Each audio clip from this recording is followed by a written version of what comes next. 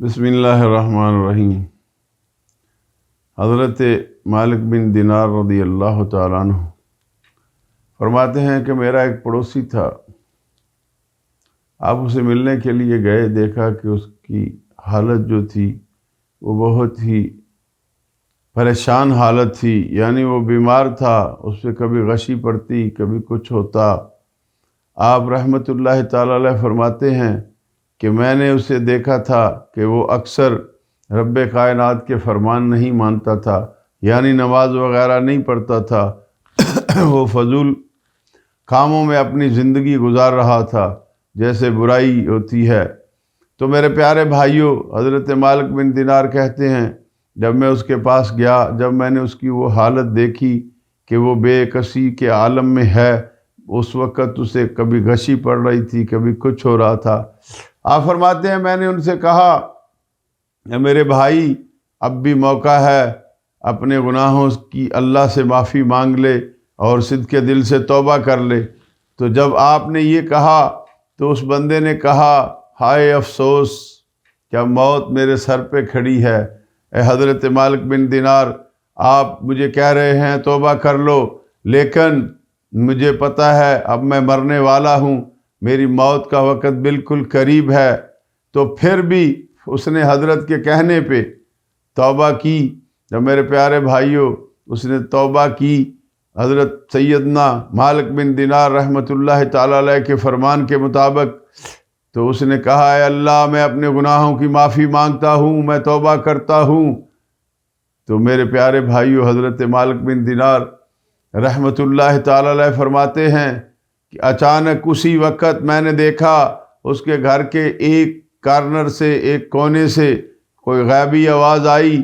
تو وہ آواز میں کیا تھا؟ یہاں بہت بڑا سبق ہے ہم سب کے لیے، جو لوگ کہتے ہیں کوئی بات نہیں، توبہ کر لیں گے، ابھی کون سا ٹائم آ گیا ہے، ابھی ہمیں جوانی گزارنی ہے، ہم یہ کر لیں، ہم وہ کر لیں۔ وہ کہتے ہیں کہ غیب سے آواز آئی کہ اے بندے، ہم نے تجھے بہت مرتبہ موقع دیا، لیکن تو اتنا ہی بڑا دھوکے باز نکلا۔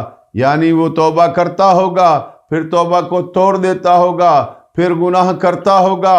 تو میرے پیارے بھائیو، آج بھی غور سے سنو، جو انسان یہ سوچ کے گناہ کرتا ہے کہ میں معافی مانگ لوں گا، اسے یہ پتہ ہی نہیں، اگر وہ شراب پی رہا ہے تو شراب کے عالم میں اگر اس کی موت ہو جاتی ہے، توبہ کا موقع نہیں ملتا۔ جوا کھیل رہا ہے، جوئے کے کھیلتے کھیلتے جو اسلام کے منافی کام ہیں اس کی موت ہو جاتی ہے۔ تو وہ غیرت مند انسان اگر ہو تو وہ سوچے کہ میں اسلام کے کس کارنر میں کھڑا ہوں، میں کہاں ہوں، میرا مقام کیا ہے۔ ارے شراب پیے اگر انسان ہو مر جائے تو اس کی توبہ کہاں ہوگی؟ اسی طریقے سے اگر کوئی بندہ کسی جگہ بدکاری کر رہا ہے، بے حیائی کر رہا ہے، کسی کی ماں بہن بیٹی کی عزت و آبرو کو نوچ رہا ہے، اور اسی وقت اس کی جان قبض ہو جائے، تو وہ کیا مرے گا؟ وہ نجس مرے گا۔ اس لیے میرے پیارے بھائی، کبھی غور سے سوچا ہے کہ رب ذوالجلال جو ہے، میں اس کے بارگاہ میں پیش ہونا ہے،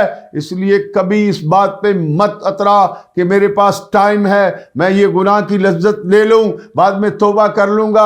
ارے میرے پیارے بھائی، تجھے تو تیرے سانس کا ہی نہیں پتا، تیرا سانس آخری کون سا ہوگا۔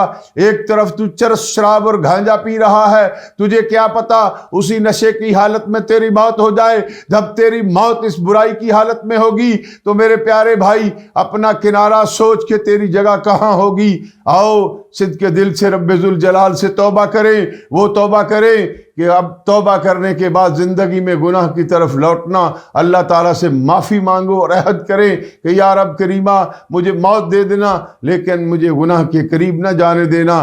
کیونکہ اگر انسان برائی کی حالت میں دنیا سے جائے گا تو وہ جس حالت میں ہوگا اسی حالت میں رہے گا۔ پھر میرے پیارے بھائیو، کیا عذر پیش کرے گا رب ذوالجلال کی بارگاہ میں کہ میں بدکاری کر رہا تھا، میں شراب پی رہا تھا، میں نے چرس پی ہوئی تھی، میں نے ہیروئن پی ہوئی تھی، میں نے افیم کھائی ہوئی تھی، میں نشے کی گولیاں کھاتا تھا، نشے کے انجیکشن لگواتا تھا۔ اور میرے پیارے بھائی، آج بھی وقت ہے، توبہ کر لے۔ یہ ساری چیزیں تجھے گمراہ کر رہی ہیں، جو تجھے اللہ کے فرمان سے دور کر رہی ہے، مصطفیٰ جان رحمت کی محبت سے دور کر رہی ہے، تو اپنی قسمت کو کیوں بگاڑ رہا ہے؟ اپنے رب سے معافی مانگ، چونکہ معافی مانگنے والے کے لیے رب ذوالجلال کی بڑی رحمتیں ہوتی ہیں۔ جتنی کثرت سے ہو سکے استغفار کی جائے۔ جو بندہ استغفار کرتا ہے اس پہ خدا کی رحمتیں ہوتی ہیں، اس کا رزق بھی بڑھتا ہے، اس کی زندگی بھی بڑھتی ہے، اس پہ خدا کے کرم بھی ہوتے ہیں۔ میرے پیارے بھائی، اب بھی وقت ہے، توبہ کر لو، توبہ کر لو، توبہ کر لو میرے پیارے بھائی۔